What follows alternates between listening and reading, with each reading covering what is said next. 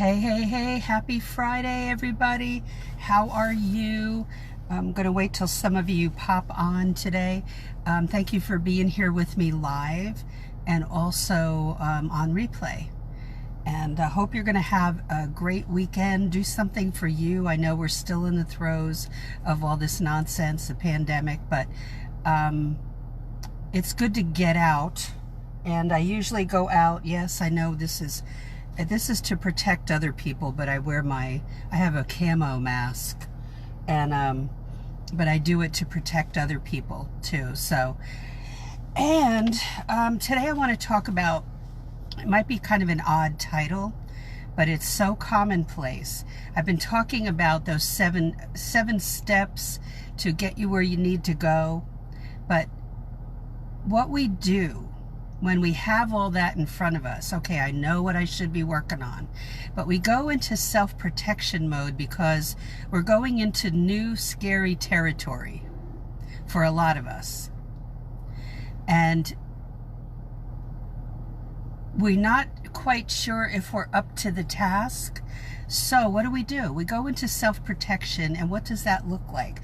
Well, maybe instead of working on what you need to work on, it might be, I need to get better in Microsoft Word, as I've talked about many times, or I need to learn beginning Excel, or I need to look up this area of law. Instead of doing that, we go do something different. For the guys, you might be doing something with the car, or you're going to go do yard work, or you're going to just do something else. For us, it could be, and I'm not going to be sexist here, but the guys here watching this may just go do laundry as well.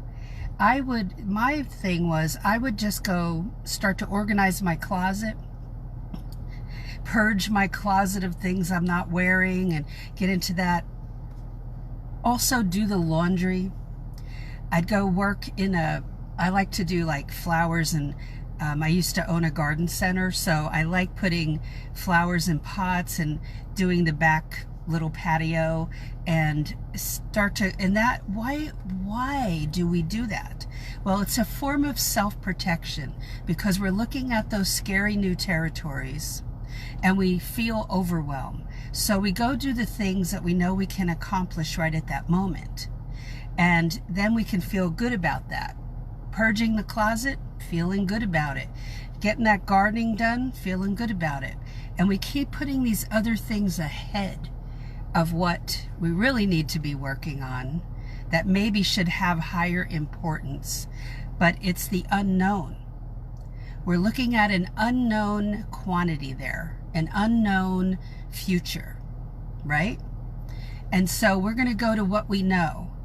And we may play with the dogs. We may, go build something when the whole time we should be tweaking our resume, building a cover letter, but upping those skills, writing down a few of our goals. It doesn't have to be crazy, because let me tell you, goal setting can also be a way of self-protecting.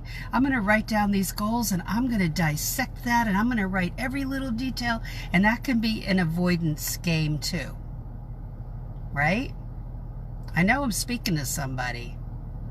So I found myself doing these things when I looked at going in the legal field, and I called somebody, and I actually tried an agency initially, and oh my gosh, that did not go well. They said, well, you can't go in the legal field, you don't have experience.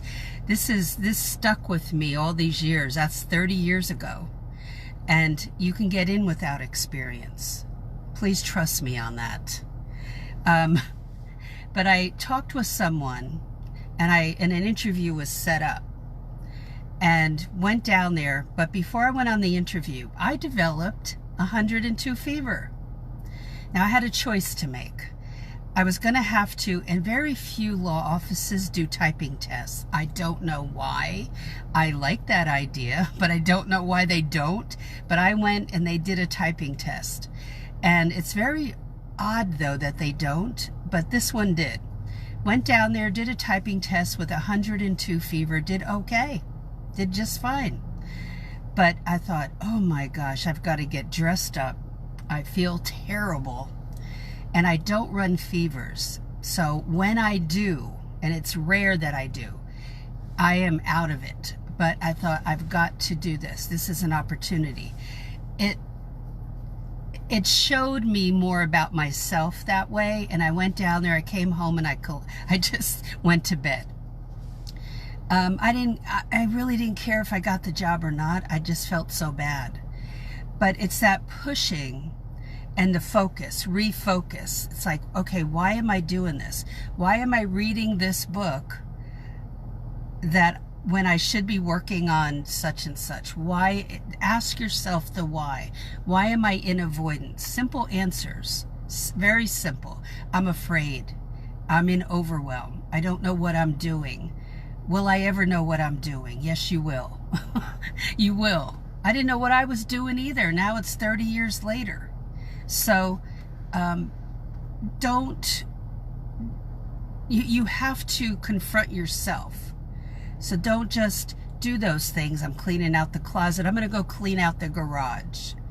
You know, my spouse, when I was trying to focus on doing some things for you all, or when I was building my course, would try to get me in the garage. We've got to clean out the garage. And I said, we'll do it tomorrow, but now I've got to focus on this. So we had to do that piecemeal because I had to focus, and I had to maintain that focus because I was launching the class or whatever I was doing. I had to stick to it and act like it was important. You know, and what you're working on is vitally important for you and to you, your future, and your family's future. So is the closet that important? Is changing the oil on the car would be important. But is cleaning out the car that important compared to what you need to do, and you keep doing other things to refocus in the wrong way? All that other stuff, yeah, it needs to be done. But are you in avoidance? So ask yourself, am I, and why? Okay? So I would get on the computer, and there's certain things I would definitely do. What would you be doing? That's a good question, to avoid what you should be doing. You know, what is the game you played in your own head?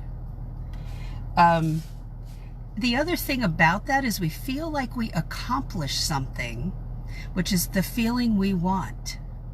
We are going to do that cleaning or organizing to feel accomplished, which we are, because we need that quick fix. But the other thing, again, is the unknown. Like, I don't know what's going to happen with this, right? So, okay. The inaction, refusing to take action, kills more dreams than anything else. You know, and the inaction is really rooted in fear of the unknown. Procrastination, that's what it is. It's procrastinating and not doing what is at the top of the list. So, are you sorting through your mail instead of sending off some mail to a potential employer, your resume and cover letter? Are you reading through your mail and I don't mean that the stuff that you have to do. You have to pay bills and all that. But are you wasting time when you need to focus? Okay. It's truly a vicious cycle. So I've had people say they feel overwhelmed by everything that they need to learn. You know, and will I really be learning? This goes for 2-year degrees or people going through a certificate program, or even people who, you know, I tell you there are 3 or 4 ways to get in this career, and people who have their high school diploma can get in this career. All of it hinges on, do you have office experience? Because we are the administrative experts as paralegals. So it's not going to exclude anybody because you don't have a 2-year degree or a certificate. Okay? So don't ever think that. It's just that office skills play a big part of this career. It's a part of it. It's not the whole enchilada. Okay, so being overwhelmed can put us in several different pits. P-I-T-S. The pit of being stuck. The pit of comparing ourselves to other people that we don't even know, but we're assuming that other people are brighter and smarter than us. They must have it easier than us. They must have all the support in the world and I have none. No, that's not true. The more people I talk to, the more say they had to burst through those and bust through those barriers of self-doubt and comparison themselves. When you interview a lot of people who made it to where you want to be, you'll find out some incredible stories. The pit of jealousy, and you don't want to be stuck in any of those pits, but that pit of overwhelm is very common for people, no matter how you're going into this field. It's the song, it's the word I hear a lot. The people sing that song to me of I'm truly overwhelmed with this, and I don't even know if I'll be ready. No, so, but you can be. So let me read a quote to you. Right or wrong, make a decision.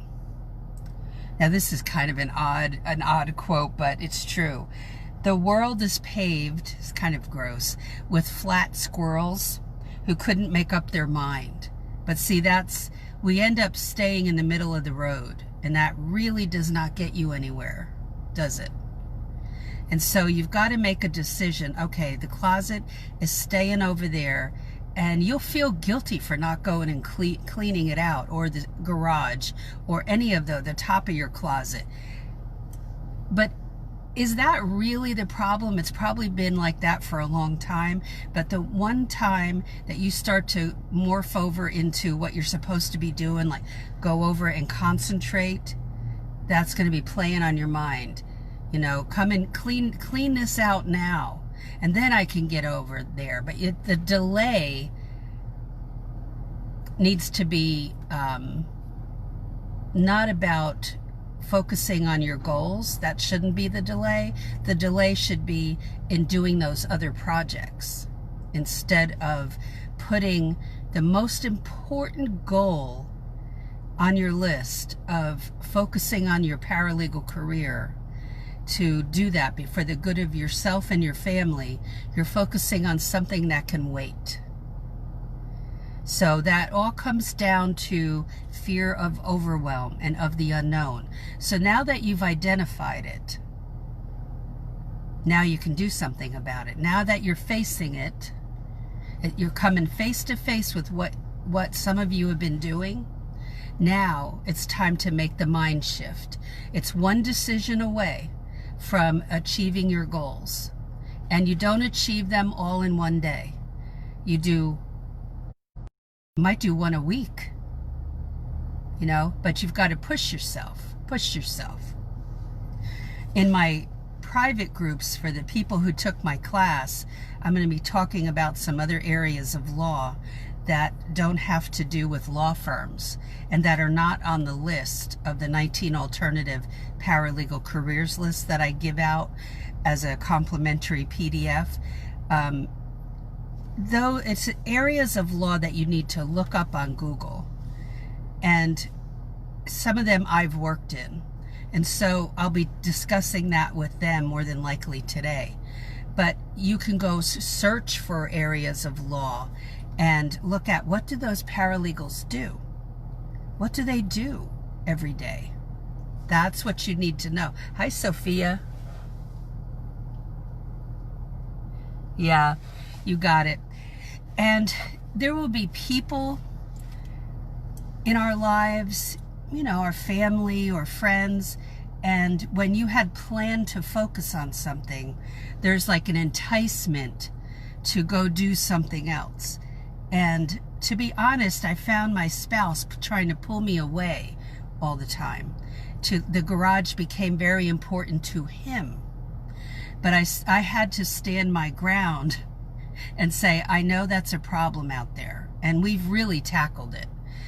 We have an attic to clean out next, but we've really tackled it, and he's a big part of why it was purged. But I had to go in there and then focus on boxes that he put aside, but that would only take maybe 20 minutes of my time. It was a better way to do it, and that satisfied him, and then I did my part. But I couldn't let that focus be shifted for hours in a day when I had a project to work on. And that's where you are. That's where you are. I've had people say, I didn't know that there was that much to this. And how can I do this? Well, every single person going into the paralegal career feels that. And it also depends on the area of law that you go into. And so I in some ways I'm glad that when I went into it, I didn't know anything about it. And I went into it blind, totally blind. I had no idea what it was about. So when I started seeing all these little pieces, I was segmenting it in my head, like, okay, and I was taking notes, okay, but it took 2 years before I started seeing how a lot of it, maybe a year and a half, a lot of it worked together.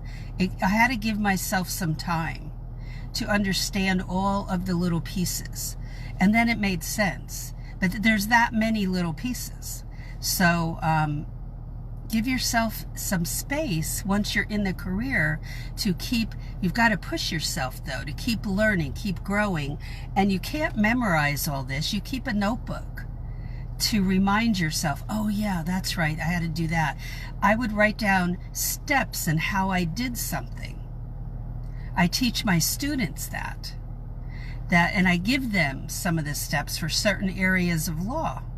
So you've got to have all that down. You cannot just go by what you remember, okay?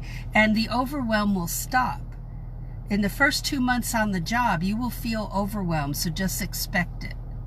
Just expect it. And that feeling like you don't know what the heck you're doing, oh, that's normal in the first 2 months. But you've got to be able to organize what you're doing and have a lot of helps that keep you organized, and you'll do fine. So just one step at a time. Don't go off on tangents that don't pertain to the legal field when all you have maybe is an hour a day to focus. Some have only an hour a day, if that. And so what are you going to do to maximize that time? Certainly not clean out the closet or go to clean out the garage, or does the dishwasher need to be emptied at that point, or the drain board? Does that need to be done right at that moment, or can you focus on your goals for the legal field? Okay, well, that's it for today, everybody. Thanks for being here with me. Any questions while I'm on, or comments, please feel free to ask. Hey, Destiny. Yeah, everything's great. Hope all is well with you too. Thanks for being here with me, everybody. Alfara, hey. I have experienced people on the job who talk boast daily about what they have accomplished during the day. It sidetracks me sometimes. Can you speak on that? Wow. Well, that's gross insecurity, isn't it? You know what I had to do? I had to, oh, cool. Congratulations, Destiny. Afiara, what I had to learn, and I did not know how to do this when I was younger, had to extricate myself, get out of conversation. And you know what happened in the job where I had that experience with, that I talk about, experience with a lot of gossip mongers and stuff that you've heard me talk about. I literally had, my workspace was a makeshift closet. Yes, it was. And it was a decent sized closet. They took the door off. They put a desk in there. This closet even had a window. And I don't know what it was before, because most closets don't have windows, but that was my office. However, it was right by a door. In that door would feel obligated to say hello to me, to interrupt my train of thought, you know. And so I felt a little trapped in that kind of scenario. But if I'm walking down the hall, let's say I'm walking down the hall, and then somebody pulls me aside or wants to talk to me to tell me how great they are. I had this happen in that same law firm.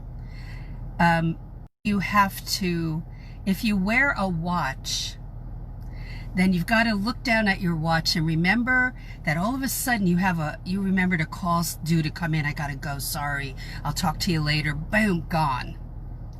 Any kind of trick to get out of those conversations like that. I had one girl there say to me that she and her husband were, she had to tell me this stuff, that she and her husband were very educated. She was a paralegal, and they were academics. And so I was laughing to myself, but I kept a straight face. I mean, if you're that great, you don't have to go tell people, you know. It's just, it's just that there are times when you have to toot your own horn as far as, you know, when I had a solution to a problem and it was my solution, I talked to the senior partner in another law firm about it. I came up with the solution, but I didn't sit in the conference room during our firm-wide meeting every Friday morning and talk about how I was the solution provider for that. I could have, but I didn't. Now, if the attorney wanted to talk about that, he could have, but thank you that he didn't, because that creates jealousy and animosity. So I'm glad he didn't. Yeah. But people have, it's gross insecurity that makes people stop somebody else, and they have to go, well, guess what I did today? And you know, and oh, madness, right? So, but extricating yourself from those conversations, there are tricks to doing that. And I had to learn that all of a sudden, oh, I've got to get done. I've got a deadline to meet. We always have deadlines in the law firm. You've got to get out of those, because besides that, when there's a lot of this going on, the attorneys are not going to be too thrilled with that. And it's, to them, it's just going to be, and it is, it's wasting time. And it could be that you stop and get coffee in the break room or tea, and then you get trapped. And so even if you have a bracelet on and you look at it like it's a watch, just to get out of there, I gotta go. I am, you know, talking for a couple minutes is enough when you're working for somebody else, because it's gonna be noticeable if it's longer, and then that's a reputation. You know, if they have a reputation like that, and they might, yeah, that's what you have to avoid. Getting wrapped in their reputation, right? Yeah. And that cracked me up about this. This particular woman was as nice as pie, but she had an ego that was like crazy, blown out of proportion. And the odd thing about this is that I left that law firm to work somewhere else. I followed my attorney to another law firm. And my husband ended up managing the law firm I had been with. He had never managed law firms, but he was a chemical engineer who had managed hundreds of people, and it turned out that it just worked out for him to do this type of work. But he had a long talk with her because of what the behavior was like in the law firm. And there were some changes that happened, and there were good changes that happened because of that conversation. So Sophia says, Leslie, in my job search, I came across a legal assistant position they are willing to train. The only drawback for me here is that they only want to pay 11 to 12, which is really low. What am I looking for? Please let me know your opinion. Should I consider taking a job just to get my foot in the door? Well, what I'll do is I'll cover that in our group with you, Sophia. I'm going to go in there probably right after this video. So if you want to pop over there, I'll go to your group first, a private group. But just for everybody here, as I've talked about before, sometimes we have to make a sacrifice of a lower pay, but we've got to look at a lot of different factors in that. So we'll go over that with you, Sophia, in the group, if you don't mind. So guys, I'm going to sign off for now. Thanks for your question and about how to handle somebody that's doing that. And where the ego's out of control, and that can be a problem.